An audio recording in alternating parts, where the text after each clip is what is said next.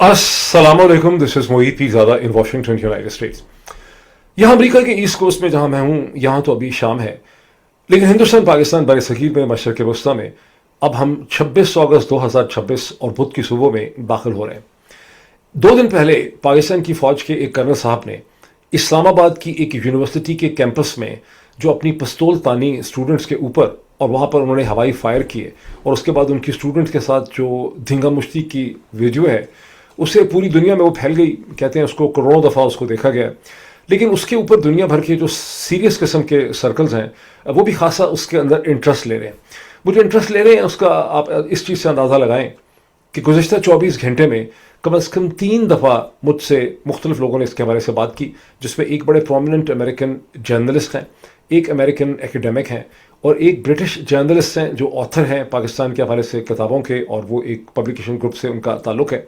और ये तमाम लोग मुझसे समझना चाह रहे थे कि ये कैसे हुआ है। मतलब पाकिस्तान की फ़ौज उनके हिसाब से बहुत ही डिसिप्लिन्ड फोर्स है, जिसके ऊपर वेस्टर्न इस्टेब्लिशमेंट रिलाय करती है कि ये पाकिस्तान को कंट्रोल में रखेगी। ये एक ऑर्डर्ड ऑर्गेनाइजेशन है, और एक ऐसी ऑर्डर्ड डिसिप्लिन्ड ऑर्गेनाइजेशन के अंदर ये इस किस्म का सीन कि उनका एक अफसर वर्दी पहन के एक तालीमी इदारे के अंदर घुस गया है जहाँ पहले ही पुलिस की प्रेजेंस है, और वहाँ पे उसकी स्टूडेंट्स के साथ धींगा मुश्ती भी हो रही है, और वो वहाँ पे फायरिंग भी कर रहा है। तो ये इंस्टेंस कैसे हुआ है, और पाकिस्तान की मिलिट्री इस्टेब्लिशमेंट अब इसके हवाले से क्या कर रही है, डिसिप्लिन को री इम्पोज करने के लिए इसके ऊपर उनका क्या रिएक्शन रद्द-ए-अमल है, और इसकी इम्प्लीकेशंस जो है वो क्या बनती हैं। तो given the importance and sensitivity of this, मैं खासा ज़ोर और वक्त जो है वो इसी इशू के ऊपर लगाऊंगा। लेकिन इससे पहले गुज़श्ता 24 घंटे की जो पॉलिटिक्स की टॉपिकल डेवलपमेंट्स हैं पाकिस्तान तहरीक इंसाफ और हुकूमत और सुप्रीम कोर्ट के हवाले से, वो मैं आपके सामने रखता चला जाऊँ। पहली डेवलपमेंट ये है कि फॉर्मर प्राइम मिनिस्टर पाकिस्तान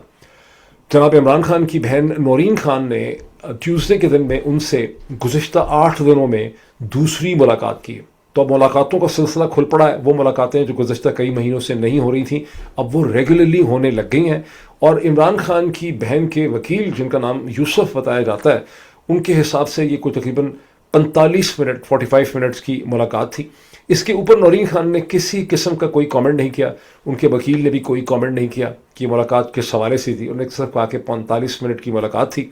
और उसमें उन्होंने वकील ने बहनों के बिहाफ पे शुक्रिया अदा किया सुप्रीम कोर्ट पाकिस्तान का, जिसने एक प्रोग्राम और एक फैसिलिटी क्रिएट कर दी है जिसमें हफ्ते में कम से कम एक दफ़ा इमरान खान की अपने घर वालों के साथ, फैमिली के साथ मुलाकात हो सकेगी। ये 18 अगस्त का सुप्रीम कोर्ट का फैसला है,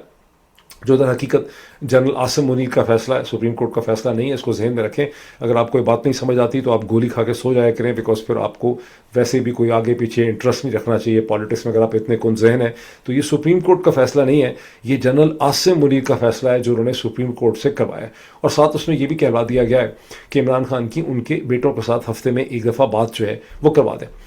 हमें ये भी पता चला है कि इमरान खान की दोनों बहनें जो बाकी थीं, दूसरी बहनें जो थीं, डॉक्टर उज़मा और मोहतरमा अलीमा खान साहिबा, वो नौरीन को छोड़ के साथ ही आई थीं, और वो एक गाड़ी में बाहर उनका इंतज़ार करती रहीं, और फिर नौरीन ने गाड़ी में उनके साथ बैठी और चली गई, और तीनों ने कोई कमेंट जो है वो नहीं किया। एक खबर, अच्छा मैं भी इसकी इंटरप्रिटेशन भी रखता हूँ, ऐसे नहीं आप ना समझें कि मैंने सिर्फ डिस्क्राइब कर दिया, मैं भी आपको इसके एनालिसिस भी ऑफर करता हूँ। पहले ये देख लें कि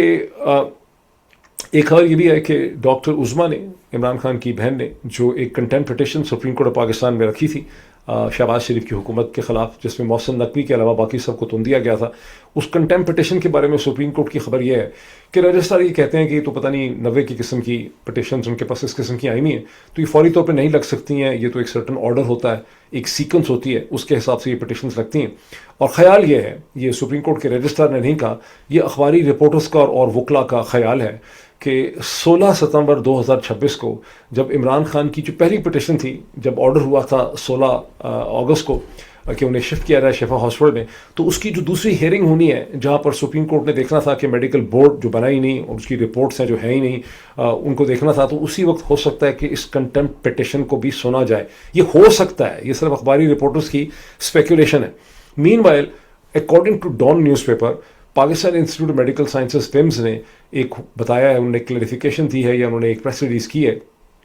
کہ ان کی سی ٹی اے مشین جو ہے اینجیوگرافی کی، کمپیوٹڈ ٹوموگرافی اینجیوگرافی کی ان کی مشین جو ہے وہ ٹھیک ہے، وہ کام کر رہی ہے، ٹیسٹ ویسٹ اس کے جو ہے ہو رہے ہیں. انہوں نے اس کو اس طرح سے پریزنٹ کرنے کی کوشش کی ہے کہ یہ مشین تو ہمیشہ سے ہی ٹھیک تھی. بہرحال بعض سینئر ڈاکٹرز نے، جن کے نام ڈان نہیں بتا سکتا، انہوں نے ڈان سے بات کرتے ہوئے کہا ہے کہ ان کو ٹھیک کیا گیا، اور اس کے بعد ان کے 6-7 ٹیسٹ کیے گئے ہیں دیکھنے کے لیے کہ مشین ٹھیک ہے کہ نہیں. اس کا مطلب کیا ہے؟ اس کا مطلب ہے کہ آپ پیمز والے حکومت کو یہ کہہ رہے ہیں کہ بھائی جو پہلے جو کچھ ہو گیا وہ ہو گیا، لیکن اگر آپ دوبارہ عمران خان کو پیمز لانا چاہتے ہیں کچھ دنوں کے لیے، چند گھنٹوں کے لیے، یا 15 دن کے لیے، مہینے کے لیے، یہ مستقل طور پہ، تو ہم نے اپنی مشینیں شیشیں ٹھیک کر لی ہیں. This is what the significance of this news report is. لیکن یہ جو عمران خان کی بہنوں کی ملاقات ہو رہی ہے in accordance of the orders of the Supreme Court of Pakistan, اس کی سگنیفیکینس، اس کی میننگ اور اس کا انالیسس کیا ہے؟ اس کا مطلب یہ ہے کہ جنرل عاصم منیر کی ٹیم نے سکسیسفلی عمران خان کی بہنوں کی ایموشنل ریکوائرمنٹ پوری کرتے کرتے عمران خان کی بہنوں اور گھر کو عمران خان کی پارٹی کے، اور پارٹی سے کہیں زیادہ بڑھ کے، بیکاز پارٹی تو بڑی کمپرومائز ہے، دنیا بھر میں پھیلے جو پاکستانی ہیں، پاکستان کے اندر ہوں یا ڈائسپوراس ہوں، اسپیشلی نارتھ امریکہ کے، کینیڈا، یونائٹڈ اسٹیٹس، برطانیہ کے، اور جو بیرون ممالک میں ولاگرز ہیں، جیسے کہ کینیڈا میں ہے، میں ہوں امریکہ میں، اور اسے کہتے ہیں برطانیہ میں لوگ ہیں، آسٹریلیا میں، ان سب کے نیریٹو کو عمران خان کی بہنوں کی اور فیملی کے نیریٹو سے الگ کر دیا ہے انہوں نے سکسیسفلی. اس کو انہوں نے جدا کر دیا ہے، اس میں انہوں نے ڈیورس پیدا کر دی ہے، کیونکہ باقی سارے کہہ رہے ہیں کہ عمران خان کی تو صحت اور طبیعت بہت خطرناک ہے، وہ بہت کرٹیکل ہیں، انہیں فوری طور پہ ہاسپٹل میں شفٹ کرنا چاہیے. لیکن عمران خان کی بہنیں اب عمران خان سے مل رہی ہیں ہر ہفتے، وہ باہر نکل کے عمران خان کی سیاست تو دور کی بات ہے، ان کی صحت کے اوپر بھی کسی قسم کا کوئی کامنٹ نہیں کر سکتے. ان کی ایموشنل ریکوائرمنٹ پوری کر دی گئی ہے. Politics and families' emotions have been separated from each other. This is how you interpret it. اور میرے علاوہ مجھے پورا یقین ہے کہ کوئی آپ کو یہ ڈائسیکشن کر کے نہیں بتائے گا. کرنا نہیں چاہتے، کیا مسئلہ ان کا، یہ مجھے نہیں پتا. بہرحال اس کا دوسرا مطلب کیا ہے؟ اس کا دوسرا مطلب ہے کہ پاکستان تحریک انصاف کے اور عمران خان کے درمیان میں ایک بڑی غلط کہہ دیا میں. پاکستان تحریک انصاف کی عمران خان کے حوالے سے ملٹری اسٹیبلشمنٹ کے ساتھ ایک بڑی ویک قسم کی ڈیل کرنے یا کروانے کی کوشش کی جا رہی ہے، اور یہ ڈیل ہوگی in negation of all the principles جو کہ عمران خان جس کی خاطر اب تک کھڑے رہے ہیں، اور عمران خان کے پیچھے پیچھے انسپائر ہو کے ہم سب کھڑے رہے ہیں، اور پاکستانی ڈائسپورا جو ہیں کھڑے رہے ہیں. تو اب وہ پرنسپل سے سیپریٹڈ ایک نیگوشیٹڈ ڈیل کرنے کی کوشش کی جا رہی ہے، جو سہیل آفریدی صاحب کے تھرو، بیرسٹر گوہر کے تھرو، یا سلمان اکرم رانا صاحب کے تھرو کرنے کی کوشش جو ہے وہ کی جا رہی ہے. اور گزشتہ 24 گھنٹے میں بیرسٹر گوہر صاحب کو جب حکم آیا ISI کا، اور اس حکم کے نتیجے میں انہوں نے کرنل والے واقعے کے اوپر جو اسٹیٹمنٹ ایشو کی ہے، جس میں ایسا لگ رہا تھا کہ یہ کرنل بیرسٹر گوہر نہیں ہے، یہ کرنل گوہر خان بول رہے ہیں، جس میں انہوں نے کہا کہ وہ کرنل جو ہیں، دیکھیں انہوں نے وردی پہنی بھی تھی، ان کے اوپر ہاتھ اٹھانا ایک بہت بڑا جرم ہے. کرنل اپنی بیوی کے لیے پریشان تھے، جیسے کہ تمام لوگ اپنی فیملی کے لیے پریشان ہوتے ہیں. اور میں بھی آپ کو ایکسپلین کروں گا کہ سارا کا سارا بوگس کہانی ہے، یہ بیسکلی ISPR کی ضرورت کے تحت پھیلائی بھی کہانی ہے. اور ظاہر ہے کہ کرنل گوہر خان کو حکم ملا، اور کرنل گوہر خان نے یہ سٹوری وہاں پہ سنا دی. لیکن اس سے کرنل گوہر خان نے جو کچھ کیا، بیرسٹر اسٹروک کرنل گوہر خان نے، اس سے اصل سوال یہ اٹھتا ہے کہ عمران خان نے گوہر خان کے اندر ایسی کون سی انسانی خوبی دیکھی تھی. اس میں کوئی شک نہیں ہے کہ بیرسٹر گوہر ایک بہت اچھے شریف النفس آدمی ہے، وہ ایک بہت اچھے شریف باپ ہوں گے، بھائی ہوں گے، ہسبینڈ ہوں گے، لوگوں کے ساتھ لین دین ان کی ٹھیک ہوگی، 2-4 چیزیں ان کو وکالت کی بھی پتہ ہوں گی، LLB کی ڈگری بار شار انہوں نے کیا ہوا ہوگا. وی ڈو ناٹ نو کہ کتنے وہ کیپیبل ہیں. لیکن ان کے اندر کوئی ایسی صلاحیت نظر نہیں آ رہی کہ ان کو پاکستان تحریک انصاف، ملک کی سب سے بڑی سیاسی جماعت جو یہ کلیم کر رہی تھی کہ وہ انقلاب لے کر آئے گی، انقلاب فرانس کو لوگ بھول جائیں گے، اس پارٹی کا چیئرمین جو ہے وہ عمران خان نے اپنی انفینٹ وزڈم میں بیرسٹر گوہر کو بنا دیا، which raises certain very serious questions about Imran خان's مردم شناسی. چلیں پہلے عثمان بزار کی غلطی ہو گئی، فیصل واڈا کی غلطی ہو گئی، اور اس قسم کی درجنوں غلطی ہو گئی، لیکن یہ جو آپ نے لگائے ہوئے ہیں، بیرسٹر گوہر لگائے ہوئے ہیں، اور بیرسٹر گوہر کی کسی قسم کی کوئی پولیٹیکل سینس نہیں ہے. That raises very serious questions about کہ عمران خان نے کس طرح سے چیزیں سوچی ہیں، کس طرح سے عمران خان نے اس کے فیصلے کیے. ٹھیک، اب اس سے آپ کو کیا پتہ چلتا ہے اس پوری کہانی سے؟ جب تک میں نے آپ کو، اس کا مطلب ہے کہ ایک بڑی کمزور قسم کی ڈیل یہاں پہ ہوگی، جس کے نتیجے میں عمران خان جو ہیں انہیں پمز ہاسپٹل میں کسی سٹیج میں چند دنوں کے لیے، چند گھنٹوں کے لیے نہیں، چند دنوں کے لیے یہ ٹیمپرری طور پہ شفٹ کر کے ایک سیکنڈ فیز آف ڈیل کرنے کی کوشش کی جائے گی کہ اگر عمران خان کوآپریٹ کریں جس طرح کی ایشورنسز اپیرنٹلی ایز پر مائی انالیسس سہیل آفریدی، بیرسٹر گوہر، یا باقی سب لوگ جو ہیں وہ دے رہے ہیں، تو پھر عمران خان کو ہو سکتا ہے اس کے آگے مزید کو بہتر ٹریٹمنٹ مل سکے، اور وہ وہاں سے بنی گالا وغیرہ جو ہے وہ شفٹ ہو سکیں. ٹھیک، بیکاز جیسا کہ میں نے آپ کو کہا کہ سپریم کورٹ سے جو بھی فیصلہ کرایا جاتا ہے وہ در حقیقت جنرل عاصم منیر ان کی ٹیم ہی وہ فیصلہ کرتے ہیں، اور سپریم کورٹ آف پاکستان اس فیصلے کو پروناؤنس کرتی ہے، اس کو اناؤنس کرتی ہے. ٹھیک، اب اس میں کچھ اور بھی انٹرسٹنگ چیزیں کھڑی ہوئی ہیں، اور وہ چیزیں یہ ہیں کہ جو اس سے پہلے بہت سی ہم نے خبریں اسپیکولیشن سنی، کبھی نجم سیٹھی صاحب کے سے ذریعے سنی، کبھی کسی اور کے ذریعے سنی. فار انسٹنس ڈاکٹر شہباز گل نے بہت احتیاط سے یہ کہا تھا کہ 2 سورسز نے انہیں بتایا، ہو سکتا ہے یہ غلط ہو لیکن جو سورسز نے بتایا تھا انہوں نے نشر کر دیا تھا. تو وہ جو ساری کی ساری باتیں تھیں وہ سورسز کی کہہ رہے تھے کہ اصل میں فیصلہ ہو گیا تھا، محسن نقوی کے تھرو ڈیل ہو رہی تھی، جس کا میں نے بھی ذکر کیا پاکستان تحریک انصاف کی، اور عمران خان کو واقعی محسن نقوی نے اوکے کر دیا تھا. محسن نقوی نے اوکے کرنے کا مطلب ہے کہ جنرل عاصم منیر نے اوکے کر دیا تھا، اور عمران خان کو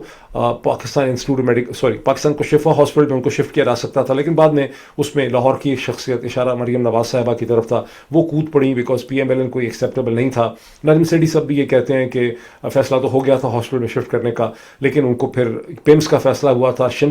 شفا کا نہیں تھا، اینڈ سو آن. یہ ساری کی ساری جو کہانی ہمیں سنائی گئی ڈفرینٹ سورسز سے، اس کہانی کا جو جھول ہے، اس کہانی کی جو کانٹرڈکشنز ہیں، وہ پہلے کے مقابلے میں کہیں زیادہ کھل کے ہمارے سامنے واضح ہوتی ہیں. یہی ہوتا ہے کہ جب وقت گزرتا ہے تو پھر چیزیں کھل کے آپ کے سامنے آنے لگ جاتی ہیں. فار انسٹنس پہلا سوال یہ ہے کہ جنرل عاصم منیر جو ہیں،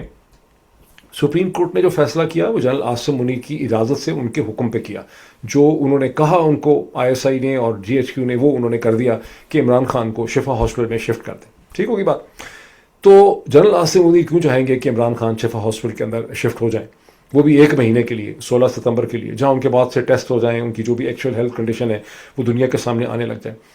پھر یہ کہ اگر دوسرا اس میں کانٹرڈکشن دیکھیں کیا ہے، اگر محترمہ مریم نواز صاحبہ کے پریشر میں عاصم منیر آ گئے اور انہوں نے کہا کہ چلیں ان کو شفا میں شفٹ نہیں کرتے، ان کو پیمز میں شفٹ کر دیں، لیکن پیمز میں ان کو شفٹ تو نہیں نہ کیا گیا. یہ تو ہوتا کہ ان کو پیمز میں چند دنوں کے لیے رکھ لیتے، ان کے ٹیسٹ ہو جاتے، مشین نے تو ٹھیک ہی ہو جانا تھا. آخر پاکستان کے ابھی اتنے برے حالات نہیں ہیں، یہ تو مشین سوڈان میں بھی ہوگی تو ٹھیک ہو جائے گی. تو 1 دن میں 2 دن میں سی ٹی اے کی مشین نے ٹھیک ہو جانا تھا، مشین کہیں سے آ بھی سکتی تھی، ایسی کوئی بات نہیں. تو ان کو شفٹ نہیں نہ کیا گیا، ان کو شفٹ نہیں کیا گیا، ان کو ٹیسٹ کیا گیا، ایک آنکھ میں ٹیکا لگایا گیا، ان کا بلڈ پریشر چیک کیا گیا، ان کو اندھیرے میں بٹھا کے ڈاکٹر عظمیٰ سے کے سامنے ان کو کر دیا گیا. اس کے بعد ان کو اٹھا کے واپس جو ہے وہ بھیج دیا گیا ان کے پریزن سیل میں. یہ سارا کا سارا جو ہے it fits into the nature of a political and psychological operation. یہ سائی آپ آپریشن ہی لگتا ہے، یہ ایک پولیٹیکل اور ایک سائیکولوجیکل ایکسپیریمنٹ لگتا ہے، جس کے ذریعے عوام کی نبض کو، عمران خان کے مورائل کو، پاکستان تحریک انصاف، ان کی لیڈرشپ، ان سب کے ریزولو کو چیک کیا گیا ہے. یعنی ان سے ایک پرومس کر کے، ان کی ایکسپیکٹیشنز کو ریز کر کے، اس کے بعد ان کو چپت مار کے، ہیوملیٹ کر کے، اپنی اوقات دکھا کے ٹیسٹ کیا گیا ہے کہ یہ اس کے اوپر کس طرح سے ریئیکٹ کرتے ہیں. یہ بھی ایک اس کی واضح یا ایک one of the important interpretation اس کی یہ ہے، باقی ساری انٹرپریٹیشنز میں اس کو بھی ڈال دیں.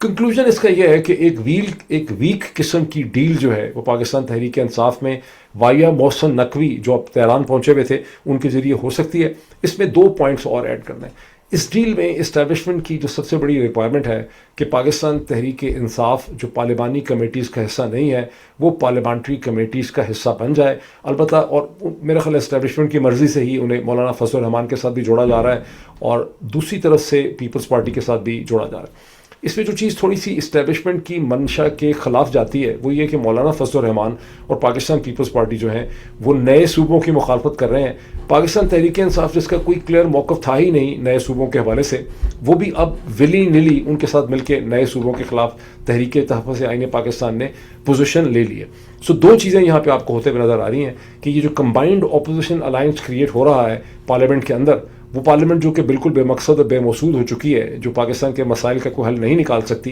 لیکن فوجی یہ سمجھتے ہیں، بھائی لوگ یہ سمجھتے ہیں کہ اگر پارلیمنٹ میں ان سب کو اکٹھا کر دیں تو انہیں کم از کم ایک ایسا پلیٹ فارم مل جائے گا جس کے ذریعے ان کی ضروریات پوری ہو جائیں گی، ان کی پالیٹکس آگے بڑھے گی، پاکستان کے مسئلوں کا حل ہو نہ ہو وہ ایک آل ٹوگیدر ڈفرینٹ قسم کا ایشو ہے. اور اس میں پروونسز کے خلاف ایک پوزیشن ہے، دوسرا پارلیمانی کمیٹیز میں پاکستان تحریک انصاف کے آنے کی بات ہے. یہاں سے ہم آگے واپس آ جاتے ہیں کرنل صاحب کے اوپر، اور کرنل صاحب in fact is a very important story جو ہمیں پاکستان کے مستقبل کے بارے میں بہت کچھ بتاتی.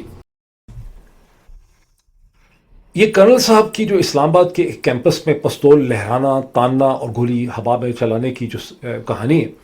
اس کی اس سٹیج کے اوپر اہمیت یہ ہے کہ فارچونیٹلی گزشتہ 24 گھنٹوں میں ٹویٹر کے اوپر، فیس بک کے اوپر، سوشل میڈیا پہ ایسے بہت سے کلپس وائرل ہو گئے, بہت سے کلپس ہمارے سامنے آئے, ہمیں ایسے آڈیو میسیجز ڈیٹیل سننے کا موقع ملا. فار انسٹنس ڈاکٹر جدون کی ایک آڈیو جس میں واقعے کو وہ ایکسپلین کر رہے ہیں, جو اسی یونیورسٹی میں ہیڈ آف دا ڈپارٹمنٹ ہیں, اسی ڈپارٹمنٹ کو ہیڈ کرتے ہیں جس کے اندر کرنل صاحب کی وائف, جن کے بارے میں بعض لوگ یہ سمجھتے ہیں کہ شاید ان کی بیوی ہیں ہی نہیں, ان کی گرل فرینڈ ہے ڈاکٹر آئینہ, وہ بھی وہیں پہ کام کرتی ہیں. اور بھی بہت سے لوگوں کے کامنٹس کے نتیجے میں جو حقیقت بڑی کھل کے ہمارے سامنے آئی ہے کہ کسی بھی سٹیپ اینڈ سٹیج پہ کرنل صاحب کی وائف یا ان کی جو فرینڈ تھیں, ان کی زندگی کو یا ان کی عزت کو اسٹوڈنٹ سے کسی بھی قسم کا کوئی خطرہ نہیں تھا. انفیکٹ جو پکچر ہمارے سامنے ایمرج کرتی ہے اس سے ہمیں سمجھ آتا ہے کہ کرنل صاحب کی بیوی اور یا ان کی فرینڈ اس پوری یونیورسٹی کے ایکو سسٹم کے اندر ایک بہت بڑی پاور بروکر اور ایک zone and centre of influence کے طور پہ آپریٹ کر رہی ہیں. گزشتہ چند دنوں سے فیس کے معاملے میں, پھر باقی ڈپارٹمنٹ کے لوگوں کے ساتھ ان کا جو جھگڑا چلا, اس میں مسلسل انہوں نے اپنی طاقت کا, اپنی پاور کا انہوں نے استعمال کیا, انفلوئنس پیڈلنگ انہوں نے کی, اپنی مرضی کے انہوں نے فیصلے کروائے. سو مچ سو کہ جو ڈاکٹر جدون جن کے ساتھ ان کا جھگڑا یا چل رہا تھا, تو منہ ماری ہو رہی تھی, کوئی ان کا دھکا پھیل بھی ہوا, ان کو انہوں نے 2-3 دن پہلے اس واقعے سے انہوں نے پولیس کو انوالو کر کے ان سے ریٹن معافی نامہ بھی انہوں نے لکھوایا. میں اب آپ سے ایک صرف کلپ شیئر کروں گا, ٹویٹر کو دکھاؤں گا اور مزید اس کو ڈسکرائب کروں گا. ویسے تو اس کے درجنوں کلپ ہیں, لیکن بہت سے کلپس میں چونکہ بعد میں وائلنس آ جاتی ہے, دھینگا مشتی آ جاتی ہے, یہ کرنل صاحب نے پسٹل ہوا میں لہرائی بھی ہے, اس لیے میں وہ آپ کو دکھا نہیں سکتا. اور ایک آدھ کلپ میں نے بہت ڈھونڈا, میری بڑی کوشش تھی کہ وہ کلپ میں آپ کو دکھاؤں, وہ کلپ بہت ہی امپورٹنٹ ہے, لیکن انفارچونیٹلی وہ کلپ اس وقت میرے پاس نہیں ہے. میں اس کو آپ دیکھیں, یہ جو آپ کے سامنے ویڈیو کلپ ہے, اس میں آپ دیکھتے ہیں کہ یہ سرخ سے کپڑوں کے ساتھ ملٹی کلرڈ جو ڈریس پہنا ہے, یہ کرنل صاحب کی وائف ہیں, جو اپیرنٹلی یہ لگتا ہے کہ عمر میں کرنل صاحب کی جو ہم نے ویژول دیکھی ہے اس کے مقابلے میں یہ کم از کم ان سے عمر میں آدھی ہوں گی کرنل صاحب کے مقابلے میں. اسی ویڈیو کلپ سے آپ کو یہ بھی پتہ چلتا ہے کہ یہاں پہ ان کے آگے پیچھے بندوقیں اٹھائے ہوئے یہ خوفناک شکل کے گارڈز بھی موجود ہیں, یا یہ یونیورسٹی کے گارڈز ہیں, یا کچھ لوگ سمجھتے ہیں کہ کرنل صاحب کی بیوی کے ہی یہ گارڈز ہیں. درمیان میں ایک بیریکیڈ ہے, ایک آبسٹیکل ہے, دوسری طرف اسٹوڈنٹس کھڑے ہیں. انفارچونیٹلی اس وقت میرے پاس وہ کلپ نہیں ہے جس میں آپ کو دکھاؤں کہ کرنل صاحب کی وائف جو ہیں وہ صرف یہاں سے کرنل صاحب کو یا اپنے دوستوں کو کالز نہیں کر رہی مدد بلانے کے لیے, بلکہ وہ تھوڑی دیر کے بعد اس آبسٹیکل کو ٹھڈا مار کے گراتی بھی ہیں اور اسٹوڈنٹس کے اندر گھس جاتی ہیں اور ان سے تکرار کرنا شروع کرتی ہیں. باٹم لائن کیا ہے؟ باٹم لائن یہ ہے کہ اسٹوڈنٹس تو ان سے ڈرتے ہیں, وہ ان سے دور ہیں, کوئی ان کے قریب نہیں آ رہا, وہ دور سے شور مچا رہے ہیں. اسٹوڈنٹس نے ان کا یونیورسٹی کے ڈپارٹمنٹ کے اندر جو راستہ ہے وہ انہوں نے ان کو جانے نہیں دے رہے, اور درمیان میں انہوں نے آبسٹیکل کھڑی کی. ان کلپس سے آپ کو یہ بھی پتہ چلتا ہے, آپ کو وہاں پر اسلام آباد پولیس کے 6-7 بلو یونیفارم کے اندر ایس آئی, انسپیکٹرز اور کانسٹیبلز وغیرہ بھی نظر آتے ہیں. وہ وہاں کیسے پہنچتے ہیں؟ کیونکہ کرنل صاحب کی جو اہلیہ ہیں وہ 15 پہ کال کر کے پولیس کو بلاتی ہیں. وہ یہ ایکسپیکٹ کرتی ہیں کہ پولیس آ کے ان کے بہاف کے اوپر اسٹوڈنٹس کو روک دے گی, آبسٹیکلس ہٹائے گی, ان کو ڈپارٹمنٹ کے اندر جانے کا موقع دے گی. لیکن پولیس ایسا کچھ بھی نہیں کر سکتی. پولیس ایسا کیوں نہیں کرتی؟ پولیس اس لیے نہیں کرتی کہ پولیس کو یہ پتہ ہے, بیکاز ان لائک فوج جس کو قانون کا اور لا کا بالکل بھی پاس نہیں ہے. ہم بار بار دیکھ رہے ہیں کہ پاکستانی فوج کے افسران جو ہیں وہ کسی بھی رول, آرڈر اور قانون کو نہیں مانتے ہیں. لیکن پولیس والے کی چونکہ اکاؤنٹیبلٹی بہت زیادہ ہوتی ہے, اس لیے ان کو یہ پتہ ہے کہ وہ ایک انڈیپینڈنٹ انسٹیٹیوشنل ایجوکیشنل انسٹیٹیوشن کی باؤنڈری کے اندر وہ سب کچھ نہیں کر سکتے. اگر اسٹوڈنٹس نے سڑک کا راستہ روکا ہوتا, ٹریفک روکی ہوتی, تو پھر ان کی آبسٹیکلس کو وہ ہٹا سکتے تھے. لیکن یہ ایک یونیورسٹی, ایک کالج کے ماحول کے اندر وہاں پہ پروٹیسٹ ہو رہی ہے, اسٹوڈنٹ پروٹیسٹ کر رہے ہیں. پولیس کبھی بھی ایسی پروٹیسٹ کو آ کے اس طرح سے ختم نہیں کرتی انلیس کہ کوئی پولیٹیکلی اس کو کہا گیا ہو. تو وہ کرنل صاحب کی بیوی کی بات نہیں مان رہے. کرنل صاحب کی بیوی اپنے آپ کو بے بس محسوس کرتی ہیں. اس بے بسی میں اپنی پاور کو ایکسرسائز کرنے کے لیے وہ اپنے میاں کو بلاتی ہیں. اب یہ جو حقائق ہیں, یہ اس پوری کہانی کے جو پہلے آئی ایس پی آر نے غریدہ فاروقی صاحبہ کے ذریعے فلوٹ کی, یہ اس کے بالکل برمخالف جاتے ہیں.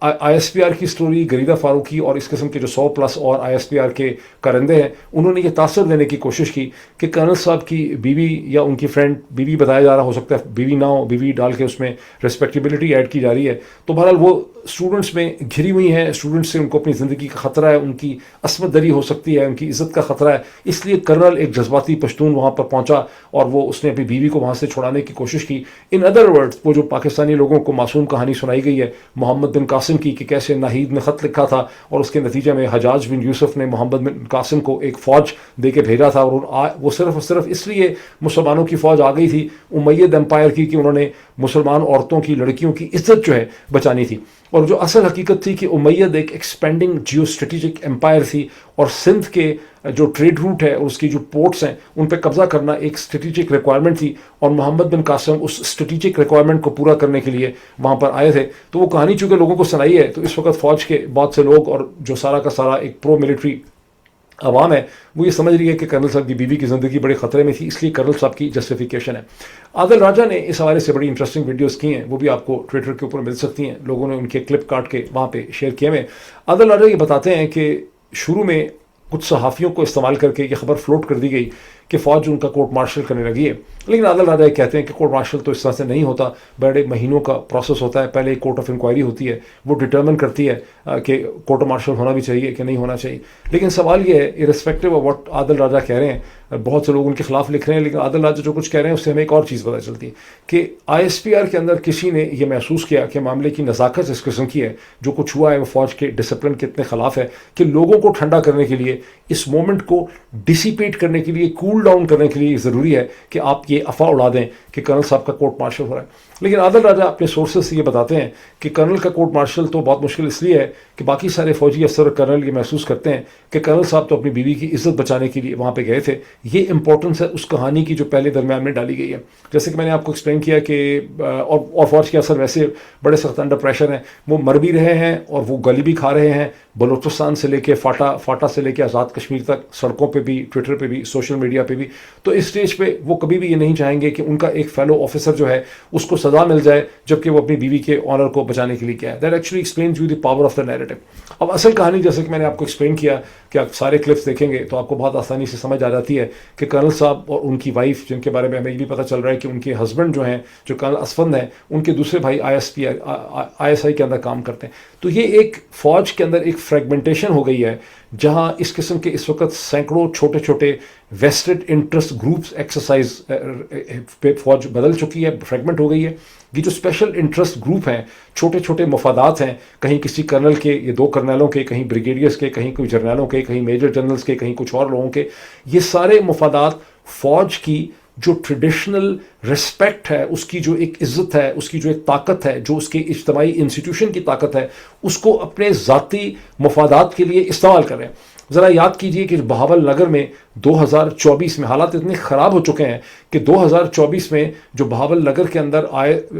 جو ایس جی ایس کے کوئی سپاہی یا جوان تھے, وہ اور ان کے گھر والے اور ان کے بھائی وہاں پر بہاول نگر کے بارڈر ٹاؤن کے اندر سمگلنگ میں ملوث تھے. پولیس والوں نے ان کے گھر کی عورتوں کو جا کے جو مارا پیٹا وہ انہوں نے بہت غلط کیا, لیکن پولیس کا یہ کیس کہ یہ سمگلنگ کرتے تھے وہ ٹھیک تھا. لیکن فوج کے اندر جو فیکشنلزم اینڈ فریگمنٹیشن اور ان کی عزت کا مسئلہ اور ان کا جو ان کا کولیپس آف آرڈر ہے, یہ جو کولیپس آف ڈسپلن ہے, وہ اتنا بڑھ چکا ہے کہ افسر تو دور کی بات ہے, وہاں ایس ایس جی کے سپاہیوں کے پولیٹیکل پریشر میں آ کر بھی فوج نے پولیس والوں کو جا کے مارا پیٹا, اس کی ویڈیو بنائی اور وہاں سے ایک اخلاقی میسج نکالنے کی کوشش کی کہ اگر کوئی فوج کے انٹرسٹ کے خلاف کام کرے گا, یعنی فوج کا افسر جو ہے وہ اسمگلنگ کرے, کرپشن کرے, مار پیٹ کرے, ہر قسم کی غیر قانونی حرکت کرے, فوج کا نام اور جنرل ہیڈ کوارٹرز کو اس کے پیچھے جو ہے وہ استعمال کیا جاتا ہے. یہ وہ فریگمنٹیشن ہے, یہ وہ انڈسپلن ہے, یہ وہ کیوس ہے, یہ وہ ڈس آرڈر ہے, یہ وہ کولیپس ہے ایک انسٹیٹیوشن کا, جس کی وجہ سے وہ جو امریکن جرنلسٹ, امریکن آتھر, ایکیڈیمک اور جو برٹش جرنلسٹ تھا وہ میرے سے بات کر رہے تھے کہ بھی پاکستان کی فوج جس کے اوپر ہم ریلائی کرتے ہیں کہ یہ پاکستان کی جو ریلم ہے اس میں آرڈر مینٹین کرے گی, یہ تو خود کیوس اور ڈس آرڈر کا شکار ہوتے ہوئے ہمیں نظر آتی ہے. تو اس کا اب ہوگا کیا فیوچر میں؟ میری اس کے بارے میں ایک تھیری ہے جو میں نے اس سے پہلے ایک سے زیادہ ویلاگ میں نے ڈسکس کی ہے, وہ ایک بار پھر میں آپ کے سامنے رکھنا چاہتا ہوں کیونکہ اس کو سمجھنا اتنا آسان نہیں. ہر جو ریاست ہوتی ہے پاکستان کی طرح کی جو جنرل ڈیموکریسی نہیں ہے, اور صرف جنرل ڈیموکریسی دنیا میں 30-35 ہی ہیں, تو جو بھی ریاستیں ہوتی ہیں وہ ایک طرح سے ایک امپیریل آرڈر ہوتا ہے. اور پاکستان انکریزنگلی فوج کی غیر دانشمندانہ پالیسیز کے نتیجے میں اس نے ایک پنجاب سینٹرک پنجابی امپائر کی شکل اختیار کر لی ہوئی ہے, جس کا نیوکلیس جو ہے وہ لاہور اور پنڈی کے درمیان کی ایک بیلٹ ہے اور چند پنجاب کے ڈسٹرکٹ ہیں, اس میں فیصلہ آباد, گجرانوالہ وغیرہ کو ڈال لیں. باقی سارا پاکستان جو ہے وہ اس امپائر کی ایک آکوپائڈ سبجوگیٹڈ ٹیریٹری میں بدل چکا ہے, جس میں 43% بلوچستان ہے, جس میں سندھ ہے, جس میں آزاد کشمیر ہے جو پہلے نہیں تھا, باوجود اس کے ڈفرینٹ کانسٹیٹیوشن آرڈر ہونے کے وہ نہیں تھا, لیکن اب وہ بھی اس میں سائیکولوجیکلی شامل ہو گیا ہے. اس میں جی بی آ جاتا ہے, اس میں کے پی کے بہت بڑے ایریاز آ جاتے ہیں. اور جو یہ سارے کے ساری پیریفری ہے اس میں بہت دیر سے بغاوت ہو چکی ہوئی ہے، اس میں شورش ہے، اس میں ڈس آرڈر ہے، اس میں کیوس ہے. اس ڈس آرڈر اور کیوس کو ختم کرنے کے لیے جو فورسز ہیں پنجاب کی on behalf of the central authority, وہ مسلسل ایبیوز آف پاور کر رہی ہیں، بروٹیلٹی کر رہی ہیں. جب سمپل رول آف لا کی بروٹیلٹی سے معاملہ نہیں نکلتا تو وہ ایبیوز آف اتھارٹی کرتے ہیں، اور وہ کرتے کرتے ایک ایسا culture of disorder and chaos پیدا ہو چکا ہے جو اب اس پیریفری سے موو کر کے اس کے سینٹر کی طرف آ رہا ہے. جو واقعہ آپ نے اسلام آباد میں دیکھا یہ اس کا سمٹم ہے. یہ بڑا سیریس مومنٹ ہے پاکستانی فوج کے مستقبل کے حوالے سے. اور مجھ سے وہ جو برٹش جرنلسٹ وہ تھا وہ کہنے لگا کہ جو آتھر بھی ہے اس نے پاکستان پہ لکھا بھی ہے، تو وہ کہنے لگا کہ میرا تو بڑا انٹریکشن ہوا پاکستان کے سینئر افسران سے، جنرل آفیسر جو کلاس ہوتی ہے، اور ان میں سے some of them were significantly and credibly intellectual, بڑے سیریس انٹلیکچوئل تھے. کیا ہو رہا ہے فوج کے اندر، why those people are not able to control all this. تو میں نے اس کو کہا کہ ڈیفینیٹلی تھے ایک زمانے میں، شاید آج سے 10-15 سال پہلے تھے، لیکن ابھی وہ انٹلیکٹ ہمیں کہیں نظر نہیں آ رہا. اس وقت ضرورت اس چیز کی ہے کہ جنرل ہیڈ کوارٹرز کے پاس اس قسم کا انٹلیکٹ ہو جس قسم کا انٹلیکٹ کبھی جنرل کیانی نے ڈسپلے کیا، جیسا نوید مختار جو ایک زمانے میں DG ISI تھے جس قسم کا ان کا انٹلیکٹ تھا، یا ایک زمانے میں جو ایک ویژن جنرل جہانگیر کرامت کا تھا. اس قسم کی اس وقت ایک انڈرسٹینڈنگ چاہیے ان معاملات کو سمجھنے کے لیے اور فیصلے کرنے کے لیے. اگر آج جنرل ہیڈ کوارٹرز میں اتنی ہمت ہو کہ وہ فوری طور پہ اس کی کورٹ آف انکوائری آرڈر کریں، اس کرنل کی، اس کی بیوی کو بھی نکالا جائے یونیورسٹی سے، اور ایک ان کو سخت سزا دی جائے تاکہ پورے پاکستان کے طول و عرض میں کہ جتنے کرنل مافیا بنے ہوئے ہیں ان کو یہ پتا ہو کہ پاکستان کی فوج کا نام، اس کی پریسٹیج اور اس کا جو ایک کلیکٹیو اجتماعی نام ہے جس کے اوپر پاکستان کا فیوچر کسی حد تک، بہت حد تک ڈیپینڈ کرتا ہے کہ بھی آپ ایک ڈائریکشن دیں گے اس کو آپ اس طرح سے ایبیوز اور استعمال نہیں کر سکتے. اگر یہ اس سٹیج کے اوپر یہ نہیں کر پائیں گے تو یہ راٹ جو ہے یہ رک نہیں سکے گا. This is what my submission is at the moment. پھر آپ اس کے اوپر کامنٹ کیجیے اور میں مزید اس کو ٹویٹر کے اوپر ڈسکس کروں گا. جوائن مائی ٹویٹر پیج، وہاں پہ بہت سی اور بھی چیزیں آپ کو ملیں گی اسی حوالے سے. Thank you, greatly appreciated.